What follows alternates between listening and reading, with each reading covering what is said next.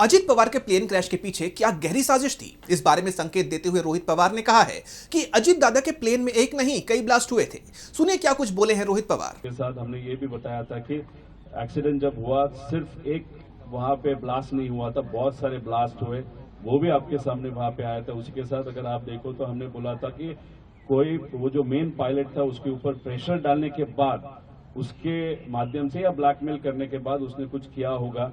तो अभी जो अहमदाबाद में क्रैश हुआ उसमें भी कुछ इन्वेस्टिगेशन रिपोर्ट्स जो बाहर के कुछ एजेंसी या कंट्रीज ने वहां पे प्रेजेंट किया है, उसमें भी ऐसे दिखा है कि शायद पायलट का कुछ हाथ हो सकता है।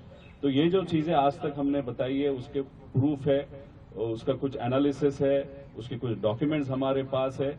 उसके साथ हमने ये बताया था कि वीएसआर ये जो कंपनी जो फ्लाइट चलाती है उसमें बहुत सारे इश्यूज है, मैकेनिकल है, मेंटेनेंस वाले इश्यूज है, पायलट की इश्यूज है, और उसके कारण भी ये एक्सीडेंट हुआ होगा या उसके पीछे कोई है वो ढूंढने की आज जरूरत है। तो ऐसे बेसिक डिटेल्स है।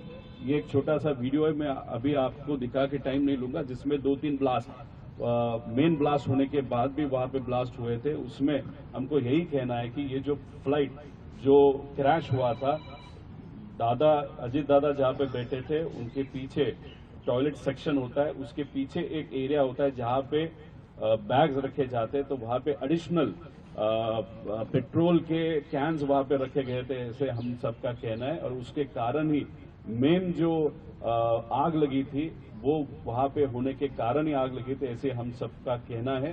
तो ये चीज इन्वेस्टिगेशन करने की वहां पे जरूरत है। और दूसरी बात, इस प्लेन में अननेसेसरीली ये जो तेल होता है या पेट्रोल होता है वो ज्यादा भरा था, क्योंकि वो आगे जाके अगर हैदराबाद जा रहे थे या जो दूसरा उनका लैंडिंग स्ट्रिप था वहां पे वो जाने वाले थे, वहां पे भी वो फिल कर सकते थे। लेकिन मुंबई से जब निकले थे तभी उन्होंने इतना पेट्रोल भरा था।